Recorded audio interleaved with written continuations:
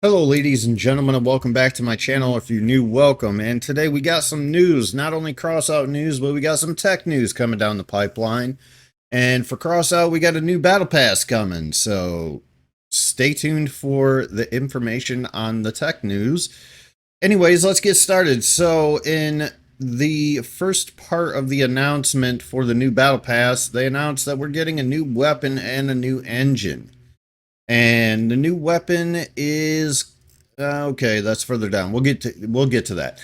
So we got the first legendary engine in the game coming. It's called the Pegasus, and they quoted saying that it's going to be the largest engine in the game, and it's going to have a large mass limit and a good increase to cabin power.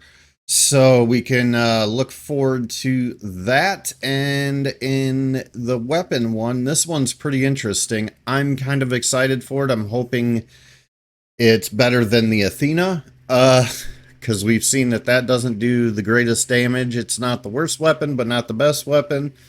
So here we have the Thyrsus 1, I believe is how it's pronounced. It's a legendary rail accelerator, aka rail gun. And it's a burst railgun, so it boasts high accuracy like the Scorpion and the Astrius and the Adapter, and it does massive damage in a short amount of time according to the devs. During its volley of Thyrsus launches multiple projectiles at once, so kind of like the Kaiju, which fly out after one another quickly reach the enemy. But what if the enemy is mobile and you don't hit the target? They'll be taken care of as well. So the perk speeds up the volley. While the perk is active, all projectiles fly out instantly and reach their target just as quickly. This consumes special charges, which are accumulated while being near the wrecks of armored cars, up to 5 at a time. The more wrecks there are nearby, the faster the charges accumulate. The battle begins with already accumulated charges, which I feel like is kind of broken, but whatevs. So it will only be a matter of time before you get new wrecks for recharging. Then we got new structural parts. By the way, this battle pass is focused on Dawn's children, if that hasn't been obvious already. So we got new structural parts for Dawn's children coming. We have the impact bumper and the cutter, which I'm guessing looks like a bladed melee weapon for the front. So yeah, that's pretty much it for Crossout news. I'll keep you guys updated as more comes out. And on to the new cabin that will also be coming with the new battle pass. It is called the Kronos. It is a lightweight cabin, and they're talking about it being the lightest one yet, and it's going to be the fastest cabin that we will have to date. It's a pretty cool cabin. It's either going to be really broken or unbalanced, I feel like, but I guess we'll have to see when it drops. But anyways, it's going to have a bunch of power nodes all over it. You can see they got 3 on the front, 1, possibly 2 there, 3, 4, 5 on top. Also got 2 on the back. So I mean, they're all over this thing, which is good.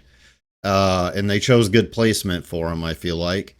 But so how this cabin is going to work is everything mounted to the nodes is going to be able to be repaired using the restoration perk that this cabin has. So let's get into that part of it. So the cabin is able to gradually restore the durability of parts that are attached to the power nodes. For this, it has a limited resource, which is spent during the perk's activation. Once the restoration is depleted, the perk will be disabled until it cools down. You can manually control the restoration process and enable or disable it while there are available charges left. The perk is recharged by the amount of armored car wrecks located in front of your car, regardless if they are friendly or hostile. If you take damage during the reloading process, then the accumulation of the perk's charges will slow down. So they're going to be adding a balance to it. Hopefully it's a good balance. Hopefully it works out well. I guess we'll have to see, because being near the wrecks of armored cars, I mean, it's not a terrible perk, but it's not the greatest perk either in the way that you charge your perk, I should say. Then they're changing some things for tracks too. They're adding perks to all the tracks. So small tracks, they're going to reduce the spread of mounted weapons. If there are other movement parts on the vehicle besides small tracks, the spread reduction bonus will decrease in proportion to their amount. Then we have the Sleipnir. The Sleipnir will increase the weapon rotation speed. If there are other movement parts, again, speed bonus will decrease in proportion. Reinforced tracks will increase the durability of all the same tracks on the vehicle by a certain amount. Then we have tank tracks. After losing a certain amount of armored vehicle's durability, its speed and power will increase. The perk will only work if there are no other movement parts mounted on the vehicle. Armored track. When the player is within a certain radius of a certain number of opponents, the damage protection of its structural parts increases. That's pretty good. Then the Goliath track, parts attached to this track will receive a durability bonus. This might make the Goliath tracks worth using again.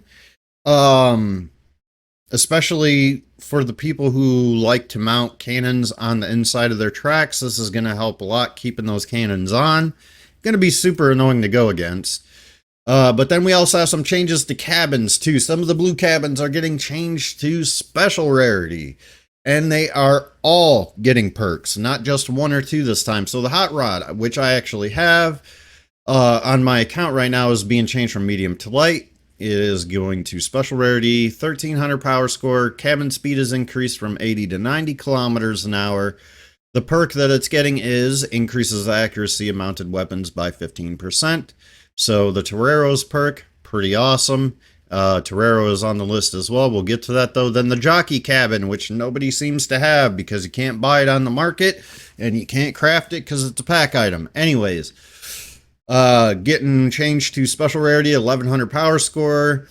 Durability is being reduced from 380 to 330. It's being increased from 70 to 75 kilometers an hour.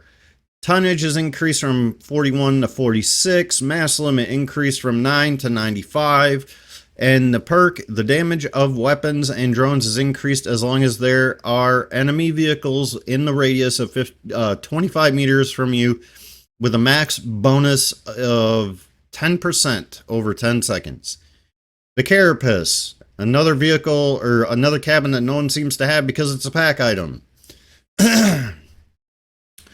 Cabin rarity increased to special, 1100 power score is what it's going to be. Cabin speed 55 to 65, and the added perk charges when there are enemies within a radius of 115 meters, and more enemies the faster. By pressing the button, speeds up weapon reloading by 30% for 6 seconds. Awesome perk to have. And then the Torero is actually getting a little bit of a nerf. So cabin type changed from medium to light. We'll see how that works out. They don't list any other specs here really. And the MP, I'm not sure what the MP is. I think they meant to say power score. Anyways, 1500 to 1800. So that's going to kind of suck. But yeah, that's it for the Crossout news. Let's go ahead and get into the tech news. Today is Nvidia is set to announce the RTX 4060 Ti. So for all of you budget gamers out there, budget being a strong word nowadays for GPUs, but we'll see what happens with the launch of the 4060 Ti. And it is reportedly going to have more VRAM than the 4070 and even the 4070 Ti, I believe. I believe the 4070 Ti has 12 gigabytes of VRAM. This one is launching with an 8 gigabyte model and a 16 gigabyte model. Expected TDP for this card is 160 watts. The 4060 non-Ti which will also be coming out, is expected to have a TDP of just 115 watts. So for all of you, uh, environmental conscious people and budget gamers out there, you can look forward to this. If you can't get the TI version, you can probably afford the 4060. I don't know what they're going to launch at.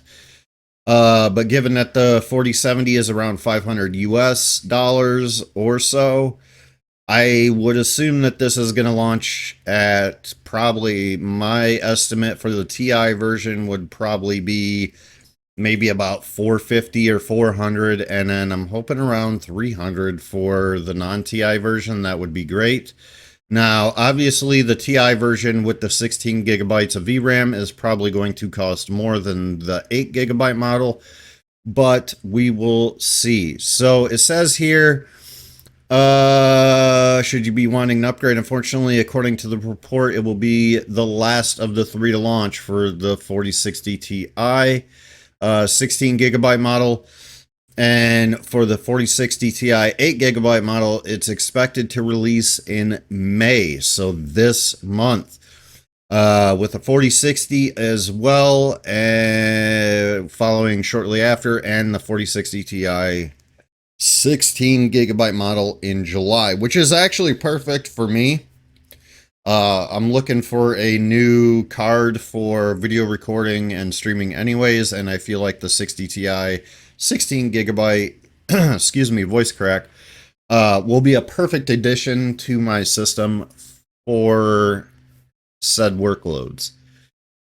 So not too far off. You're looking at a few months down the road, you can get your hands on the Ti 16 gigabyte model. If you don't want to wait that long, I would definitely look out for the 8 gigabyte model, or if you're a cheaper gamer and you want to go with the budget model, the non-TI 60 model will be coming out this month. It looks like either this month or next month. So that's pretty much it for our tech and crossout news. I hope you guys enjoyed this. I hope I informed you well enough. I know I haven't done a video in almost 3 weeks. I needed some time off, and this morning I was feeling pretty damn good, so I'm like, why don't we get back into it? And yeah, so that's going to be it for today, guys. I hope you enjoyed the video. If you did, don't forget to drop a like, and if you want, you can subscribe to my channel if you are new. We do stuff like this on a regular basis, depending on how relevant the news is. But otherwise, we do a lot of gaming. But yeah, so this is News Tech and Games, and I catch you on the next one.